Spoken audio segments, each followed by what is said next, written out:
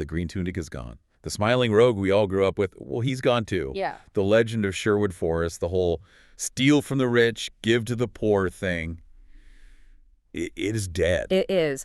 What we have now, based on these first really stark images coming out of Hollywood, is just a man. A man covered in scars, loaded with regret, and, well, with a deeply monstrous past. And that's not just our interpretation. No, not at all. That is the core premise of A24's new film, The Death of Robin Hood. The director, Michael Sarnoski, he did not mince words. He said Hugh Jackman's character is not a hero. He is, and this is a direct quote, a murderous outlaw who did a lot of terrible things and was kind of monstrous. Welcome to the deep dive. Our whole mission here is to take all these bits of information, these startling photos, the wild quotes from the director, the casting news, and just make sense of it all for you. Right, because this is so much more than a new costume. This is a complete, aggressive reimagining of one of the biggest myths in our culture. We're going to go beyond the press release today to really get at the heart of this. Why this huge shift in tone? What does it mean for the characters we thought we knew? And maybe most importantly, is there actually any historical basis for this vision of a monstrous child recruiting Robin Hood? Okay, let's start with the image that basically broke the internet for a day. Hugh Jackman himself. The first look photos dropped, and the headline everywhere was just unrecognizable. And it's true. What is that visual telling us right away? It's telling us that time and violence have basically won.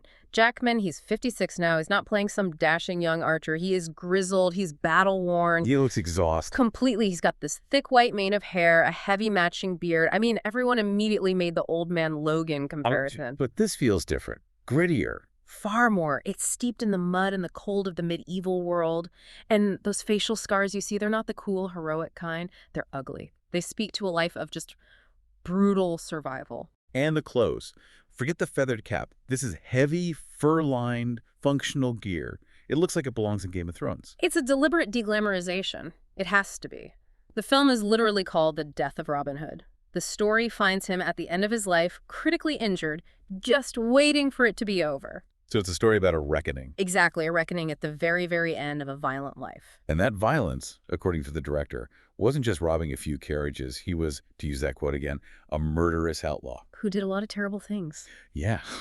So the central conflict isn't about escaping the Sheriff of Nottingham. It's about him escaping himself. Wow. The whole focus is on this devastating internal conflict of him being seen as a hero by the public when he knows the truth. He knows what he really was. So he's lived long enough to see his own bloody history turned into, what, a folktale? Pretty much. And now he has to grapple with this legend that's been built around him, knowing the real cost of his actions. It's a psychological story. And that's what got Jackman interested, right? He seems to be seeking out these kinds of roles. He is. He said he loved that the script treated Robin Hood as a, quote, real man, with all the scars, the pain, the regret. He's signing up for the emotional complexity, not the swashbuckling. But wait till you hear what came next. The director didn't just twist Robin Hood's character. He completely reinvented the merry man, giving Little John a truly dark backstory. We'll get to that. And that's why this matters. It's not just a costume change. It's a radical exploration of legacy and what justice really costs. Okay, so if the main character is this self-aware monster, how do we, the audience, connect with him? That brings us to the supporting cast. Right, and the most radical subversion of the entire legend. Let's start with Jodie Comer's character. She plays a mysterious woman who finds him injured and offers him a shot at, salvation? Something like that, but here's the key thing Sarnoski confirmed. She is not playing Maid Marian. Oh, wow. Okay, so the classic romance is just gone. Completely out the window. That removes the main emotional motivation we all expect from the story. So what's her role then? What does she do? She's described as a catalyst. She helps Robin Hood see his life in a new way and introduces him to, quote, another side of life.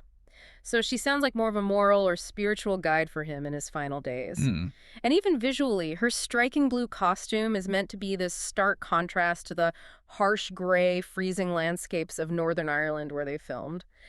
On 35mm film, no less. Which just adds to that feeling of brutal realism. It absolutely does. But the most unsettling detail, the one that really changes everything, is about Bill Skarsgård's character, Little John. Okay, Little John. The loyal best friend. The big, lovable sidekick. Forget all of that. Sarnoski revealed a backstory that redefines the Merry Men entirely. What does he say? He said that when Robin Hood was younger, he had a little army of child soldiers that he recruited and mentored. Wait, what? Child soldiers? Child soldiers. And Skarsgård's Little John was one of them. The film sees them crossing paths years later, carrying, as the director put it, very different understandings of the lives they lived. Wow. I mean, Yeah. that darkens the whole legend. The Merry Men aren't a band of noble thieves anymore.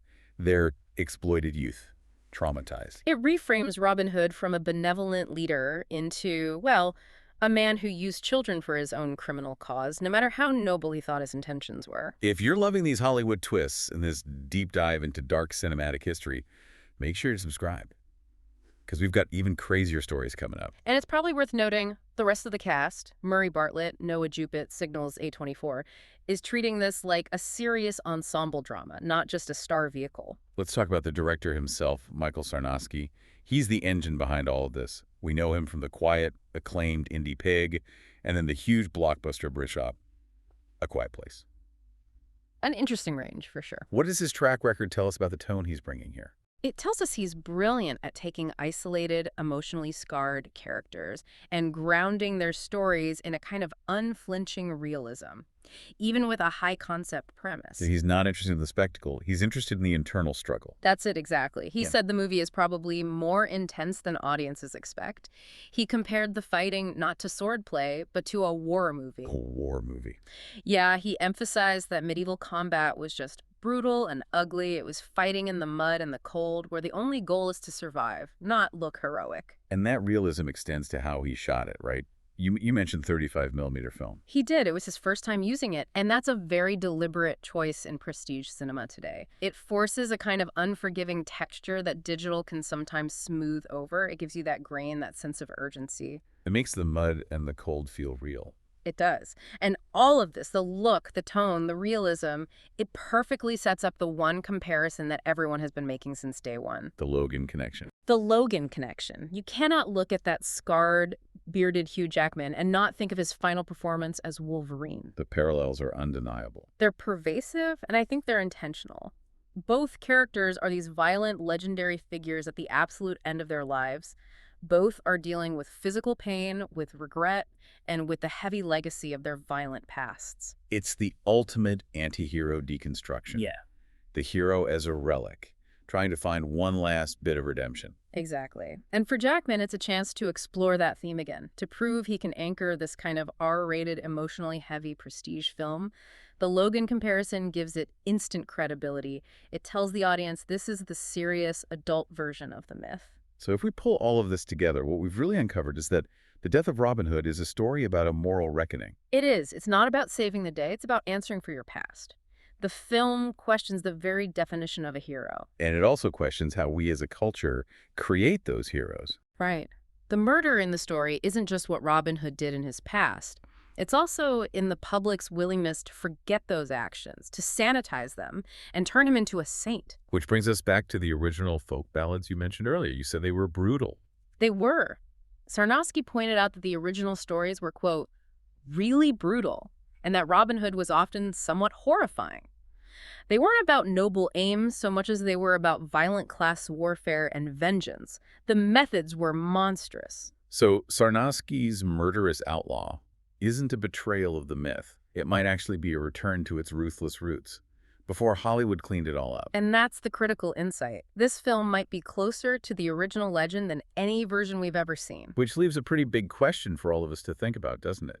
If the historical figures who inspired these legends were actually brutal revolutionaries, should modern movies force us to confront that ugly truth? At what point does a revolutionary become a monster? And more importantly, when does history forget the difference? You've been listening to StarScope Report, where we uncover the stories shaping Hollywood, music, and pop culture. Thanks for tuning in. And don't forget to subscribe for more stories that keep the stars shining.